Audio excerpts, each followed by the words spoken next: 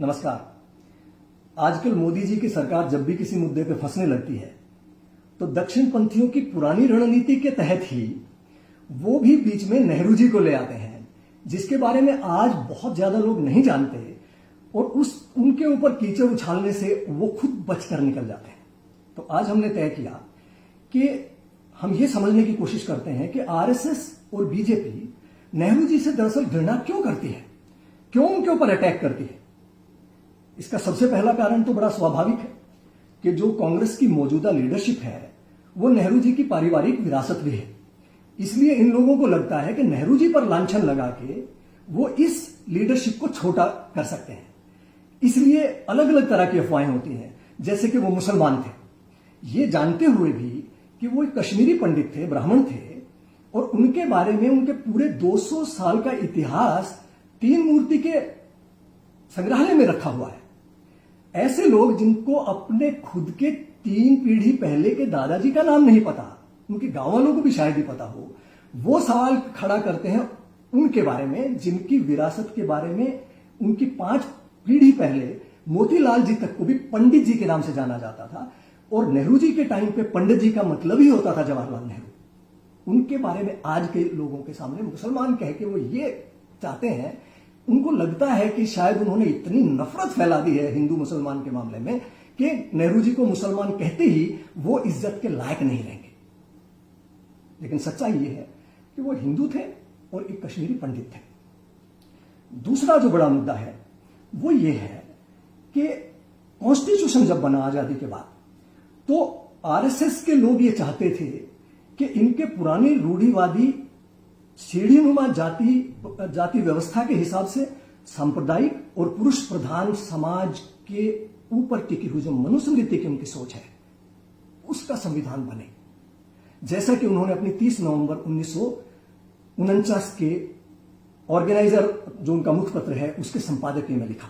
लेकिन नेहरू जी ने डॉक्टर अंबेडकर के नेतृत्व में जिस संविधान की रचना की गई उसमें 4 चीजें मुख्य थी: न्याय, समानता, भाईचारा और आजादी।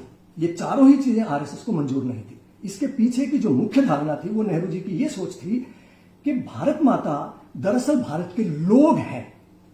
ठीक वैसे ही जैसे एक धार्मिक इंसान के लिए हर इंसान में भगवान का अंश होता है, ठीक वैसे ही हर नागरिक में भारत माता का अंश है।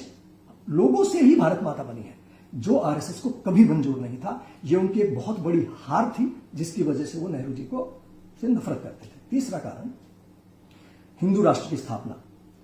इनको यह लगता था कि अगर अंग्रेजों से हिंदुस्तान को इन्होंने आजाद करवा लिया कांग्रेस ने, तो अफरा तफरी मची होगी, हिंदू मुसलमान के मुद्दे बहुत जोरों से चल रहे होंगे।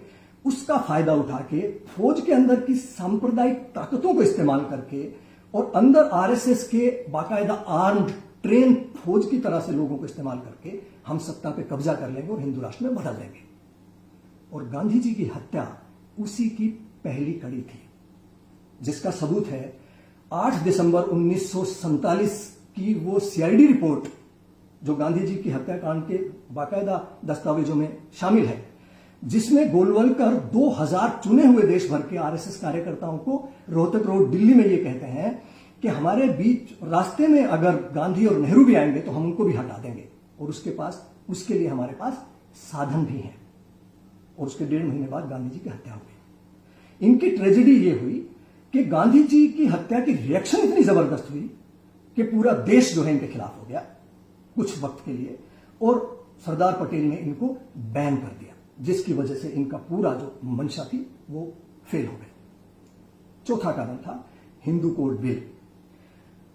1949 में हिंदू कोड बिल पेश किया गया तो आरएसएस ने यह कहा कि इसको अगर लागू कर दिया गया तो हिंदू धर्म का नाश हो जाएगा। लेकिन नेहरू जी ने डॉक्टर अंबेडकर के देहांत के बावजूद 1954 में उसको पास करवा के ही दम लिया। उसमें क्या खास बात थी ये समझने की बात है। सबसे पहली थी सभी जातियां आपसे बराबर होंगी कानूनी रूप से, अंतर जातीय विवाह जो है वो कानूनी रूप से मान्य होंगे, एक पुरुष और एक महिला ही एक दूसरे से शादी कर पाएंगे, और पुत्री का अपनी पैतृक संपत्ति में बराबर का अधिकार होगा। ऐसी कई चीजें जो आरएसएस को मंजूर नहीं थी। और उनका कहना था ये इससे हिंदू धर्म का नाश हो जाएगा, और इसके लिए उन्होंने बाकायदा नेहरू जी के और डॉक्टर अंबेडकर के देश भर में पुतले जलाए, प्रदर्शन किए। लेकिन उससे हिंदू धर्म का नाश नहीं हुआ, बल्कि पूरी दुनिया में हिंदू धर्म एक प्रोग्रेसिव धर्म, एक सहनशील धर्म के तौर पे उसकी छवि में सुधार ही हुआ।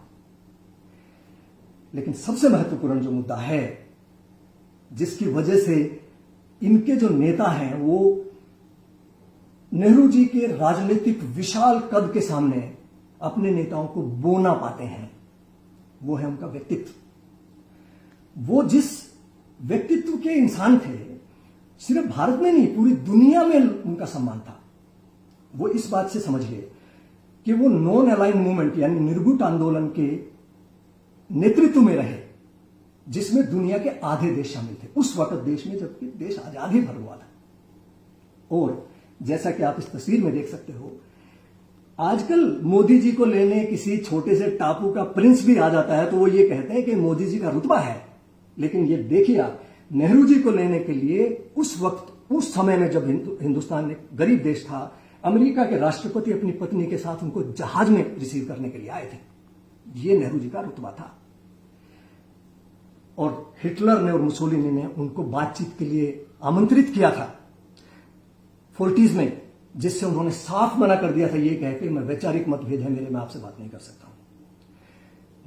नेल्सन मंडेला उनका किस हद तक सम्मान करते थे कि जब उनके साथी ने उनसे पूछा कि आप गांधी जी के बहुत बड़े प्रशंसक हैं, तो उन्होंने कहा कि गांधी जी का मैं बहुत बड़ा प्रशंसक हूं, मैं उनका बहुत सम्मान करता हूं, लेकिन मेरे जो राजनीतिक आइकॉन है, आदर्श है, मेरे हीरो हैं, वो जवाहरलाल नेहरू हैं। सरदार पटेल और नेहरू जी के संबंधों को लेकर खूब चर्चाएं करते हैं, और उनके मतभेद को दिखाने के लिए 3000 करोड़ रुपए का बुत बनाना पड़ता है मोदी जी को। ये इस बात का सबूत है कि दरअसल उनके बीच में इतने बेहतरीन संबंध थे, इतने मैत्रीपूर्ण संबंध थे कि उस पर एक पूरी पुस्तक लिखी जा सकती है।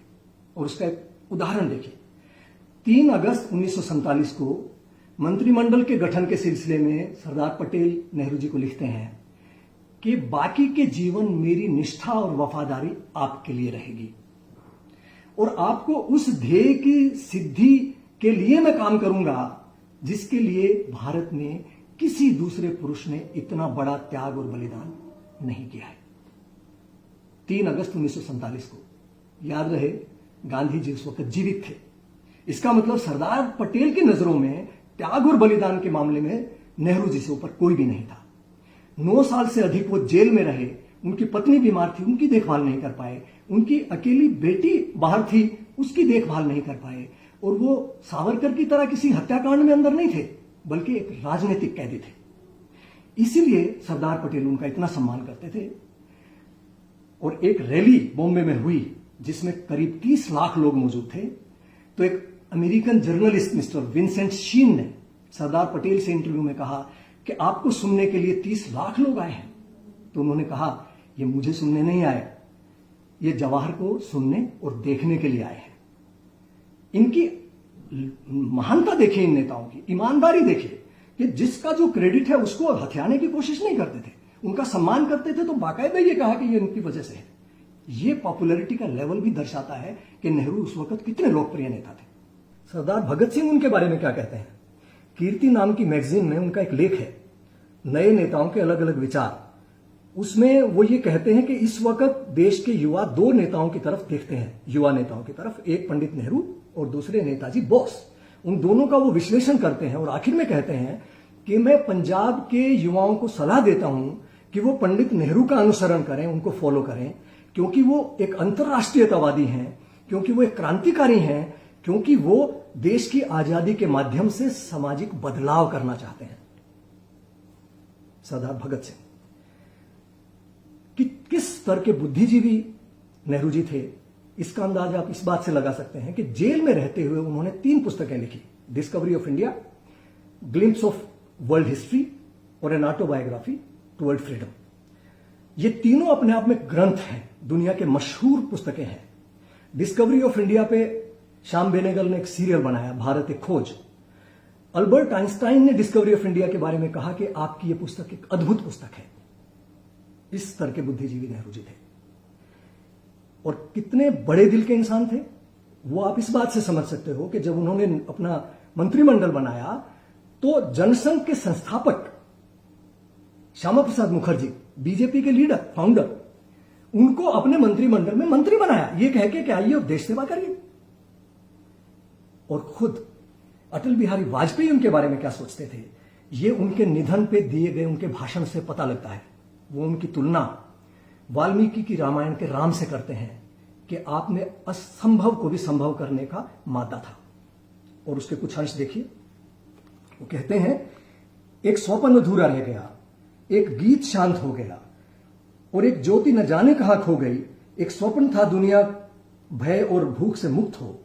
गीत था एक महाकाव्य जो गीता के भावों से गुंजायमान था और गुलाब की सुगंध से सुवासित।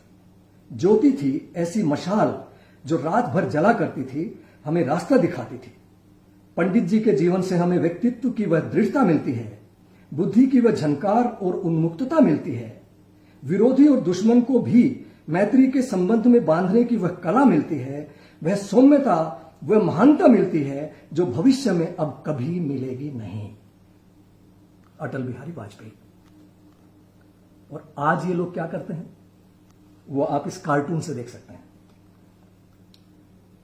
वो चाहते हैं कि ये जो वृक्ष है जिसकी जड़ें इस देश में इतनी गहरी हैं, उनको खोद डाला जाए, काट डाला जाए और उसकी जगह ये नए गमले लगा दिए जाएं।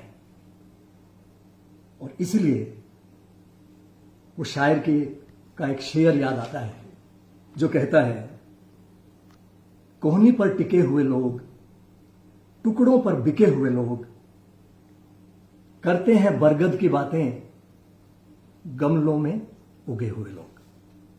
नमस्कार।